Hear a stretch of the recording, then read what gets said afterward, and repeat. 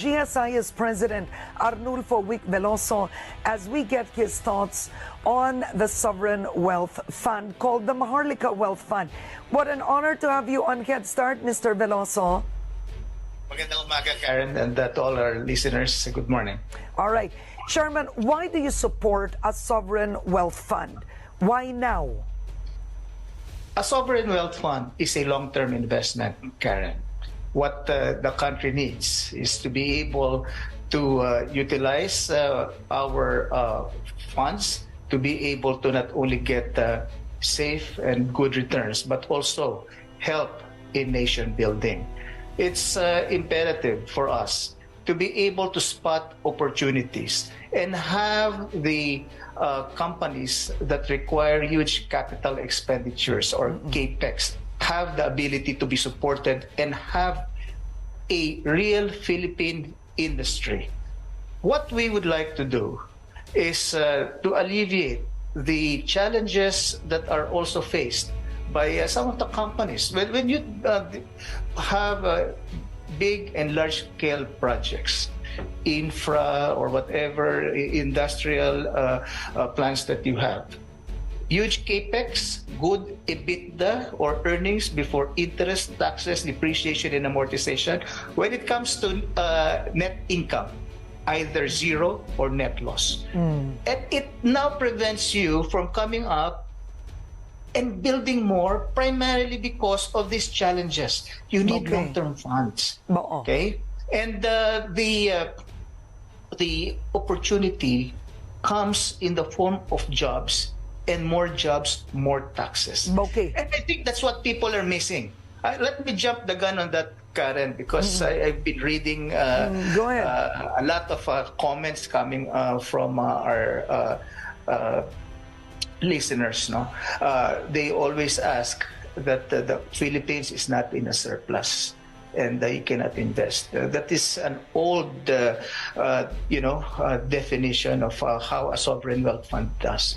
You have Vietnam, you have Indonesia, created even when they're in deficit, but their primary purpose is for nation building. As a matter of fact, right beside my office right now is former president of the World Bank, and we were discussing and saying, even when he was in Africa, the African states were wondering, we have reserves, what can we do with our foreign exchange reserves? Now let me throw that question back. You have 105 billion before the start of the foreign exchange challenge we faced. When it was nearing 59, it's down to 95. You spent the 10 billion of the foreign funds that were speculative that moved out. Okay, I ask you, what is the Philippines' biggest export? You cannot classify our OFWs as export because they're services. But actually, that is what we're exporting. If all of a sudden the whole world says we do not want to accept any more Filipino OFWs, then what do we do? Our fund flow will dry up. Okay. But Karen first, where is that money being invested? And we're not asking for that whole amount. We're just asking for a very small portion for nation building, because people are saying it will affect the credit standing of the country, it will affect our fiscal balances. And we are investing the excess only in GSIS of what we collect. Yeah, Chairman. So just very quickly, because I want to get many questions in, and I know you're an expert on this, very respected in your field, but just very quickly, number one, does the Constitution allow, let's do with a yes or no, does the Constitution allow that the funds of the private members of the GSIS be invested in a sovereign wealth fund? Let's start with that. Is it allowed? Wrong. Funds are not considered private property.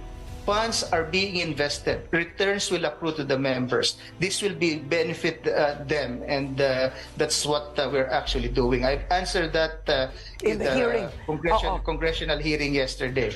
Okay, are there parameters to where the GSIS can invest the fund? There are very strict parameters of where we can invest in our funds. As a matter of fact, if you take a look at what we're doing, we have the funds of our members in GSIS after deducting our obligations to our members for their benefits, what we do is now look for investment. So we are investing in a corporation called the Maharlika. Yeah. So we are going to sit in the board in the Maharlika. And what good company you have that can see the overall opportunity in the Philippines. And if they see all the infrastructure opportunities there, what good fortune can I bring to the members of the GSIS when I see all the opportunities, specifically infrastructure that they are going to invest in? And please take note, we are there in the board to make sure the same credit standards are applied. I've recommended to invite the Philippine Stock Exchange, whose president makes sure that the public is always safe and secure in terms of investment in the equity market. All right. I've asked and recommended that the president of the Bankers Association of the Philippines be there primarily because bankers with 45 members have day in, day out the responsibility of looking for investments, making sure everything is transparent, and making sure that they're able to spot good from the bad credit stories. And members of the academe and we were still on the building block of who will be part of it. But one thing is certain, this is going to be very transparent. Not only are we going to find the internationally renowned auditing firm, but we're also covered by the Commission on Audit. There's congressional oversight. And what is important here, and this is the reason why we requested from the exemption from the salary standardization law. We would like to get our Filipinos who are working in the BlackRocks of this world, who are working in foreign funds that are making a lot of returns for these investors. That's very good. I've met a lot who are doing that business and they're based either in Hong Kong, Singapore, the US, or London. I'd like to invite them and be part of this and hopefully be able to use their expertise for the benefit of the Filipino people. It is about time for us now to focus on creating jobs, finding opportunities, and please take note, we have a responsibility to our members. That is why it is important that the credit standards make or follow what we have as a defined set of parameters in running the business.